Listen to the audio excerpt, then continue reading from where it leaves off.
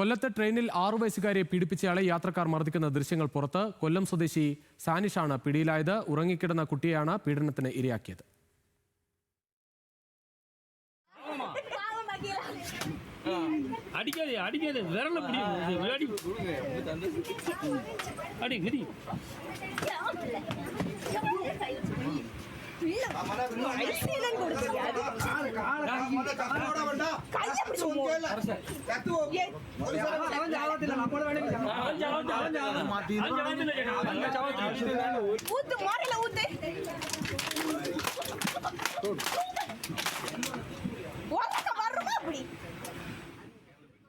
സഹയാത്രികയായ വീണയുടെ ഇടപെടലിലാണ് കുട്ടി രക്ഷപ്പെട്ടത്. ആദ്യം തന്നെയും സാനിഷ് ശല്യപ്പെടുത്തിയെന്ന് വീണ ന്യൂസ് മലയാളത്തോട് പറഞ്ഞു.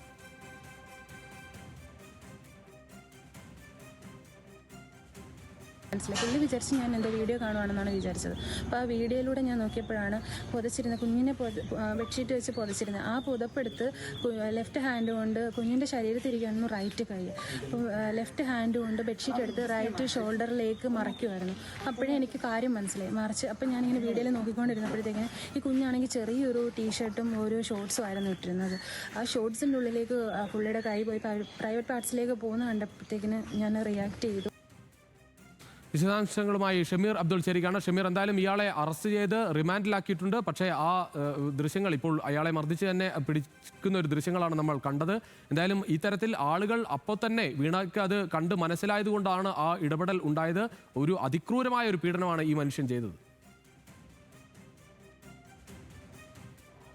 തീർച്ചയായിട്ടും രുചീഷ്, നമുക്ക് ഏറ്റവും പ്രധാനപ്പെട്ട ഒരു കാര്യം ഇതിൽ പറയാനുള്ളത്, ഇവർ ഈ എടത്വായിൽ നിന്നും പാലരുവി എക്സ്പ്രസ്സിൽ തെങ്കാശിക്ക് പോവുകയായിരുന്നു. പ്രധാനമായും ഈ ട്രെയിനിൽ സാധാരണഗതിയിൽ RPFൻ്റെ സേവനം ലഭിക്കേണ്ടതാണ്. പക്ഷേ മിക്ക ദിവസങ്ങളിലും ഇത്തരത്തിൽ ഈ ട്രെയിനുകൾക്കുള്ളിൽ RPFൻ്റെ സേവനം ലഭിക്കാറില്ല എന്നാണ് ഇപ്പോൾ യാത്രക്കാർ തന്നെ പരാതിപ്പെടുന്നത്. അത് ജീവനക്കാരുടെ കുറവ് കൊണ്ടാണ് ഇത്തരത്തിൽ സുരക്ഷ നൽകാൻ കഴിയാതെ പോകുന്നൊരു ആക്ഷേപം കൂടിയുണ്ട്.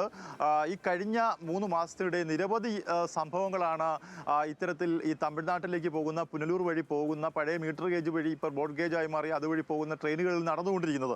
അതിൽ ഏറ്റവും വലിയ ഉദാഹരണമാണ് ഇത്തരത്തിൽ ഈ 6 വയസ്സുകാരിയെ സ്വന്തം അപ്പൂപ്പനൊപ്പം മുറുകിക്കിടന്ന കുട്ടിയെ അവിടെ നിന്നും എടുത്തുകൊണ്ടുവന്ന് മറ്റൊരു സീറ്റിൻ്റെ മുമ്പിലേക്ക് ഇരുത്തി വെച്ച ശേഷം ആളുകളുടെ മുമ്പിൽ വെച്ചാണ് ഇത്തരത്തിൽ ഈ ഒരു സംഭവം അയാൾ നടത്തുന്നത്. എന്തായാലും ആ വീണ എന്ന യാത്രക്കാരിയുടെ സമയോചിതമായ ഇടപെടൽ മൂലമാണ് ആ കുട്ടിക്ക് കൂടുതൽ പ്രശ്നങ്ങളുണ്ടായി രക്ഷപ്പെടുകയും ചെയ്തത്. ആദ്യഘട്ടത്തിൽ ട്രെയിനിൽ യാത്ര ചെയ്യുമ്പോൾ ഈ വീണയും ഇയാൾ ശല്യപ്പെടുത്തി. അങ്ങനെ വീണ ഇയാളെ കൂടുതൽ നിരീക്ഷിച്ചു. അങ്ങനെ ഫോണിൻ്റെ ക്യാമറ വഴി ഇത്തരത്തിൽ ഇയാളെ നിരീക്ഷിച്ചപ്പോഴാണ് ഒരു കുട്ടിയെ ഇയാൾ എടുത്തുകൊണ്ട് ആ സീറ്റിലേക്ക് ഇരിക്കുന്നു. പിന്നീട് ഇയാളെ നിരവധി തവണ ചോദ്യം ചെയ്തു. ഈ കുട്ടി ആരുടെയെന്ന് ചോദിക്കുമ്പോൾ അയാൾ പറഞ്ഞത് അയാളുടെ കുട്ടിയല്ല എന്ന് പറയുന്നു. പിന്നീടാണ് യാത്രക്കാർ ഒന്നടങ്കം ചോദ്യം ചെയ്യുകയും ആ കമ്പാർട്ട്മെൻറ്റിൽ ഉണ്ടായിരുന്ന ഈ കുട്ടിയുടെ മാതാപിതാക്കൾ അവിടേക്ക് എത്തുകയും ഇയാളെ ക്രൂരമായി മർദ്ദിക്കുകയും ചെയ്തു. എന്തായാലും ഇയാൾ ഇത്തരത്തിലൊരു പീഡനം ലഭിച്ചു എന്നുള്ള ദൃശ്യങ്ങളും പോലീസിന് ലഭിച്ചിട്ടുണ്ട്. ഈ വീണ ഇയാൾക്കെതിരെയുള്ള നിയമ നടപടിയുമായി മുന്നോട്ട് പോകുന്നു. അതൊപ്പം തന്നെ ഈ പെൺകുട്ടിയുടെ രക്ഷിതാക്കളും തമിഴ്നാട് സ്വദേശിയ രക്ഷിതാക്കളും നിയമ നടപടിയുമായി മുന്നോട്ട് പോവുകയാണ്. എന്തായാലും ഇത്തരത്തിൽ ഈ തമിഴ്നാട് പുനലൂർ വഴിയുള്ള തമിഴ്നാട്ടിലേക്ക് പോകുന്ന തീവണ്ടികളിൽ മതിയായ സുരക്ഷ RPFൻ്റെ ഭാഗത്തുനിന്നും ഉണ്ടാകണമെന്നൊരു ആവശ്യം കൂടി ഈ അവസരത്തിൽ യാത്രക്കാർ ആവശ്യപ്പെടുന്നുണ്ട്. രുചീഷ്.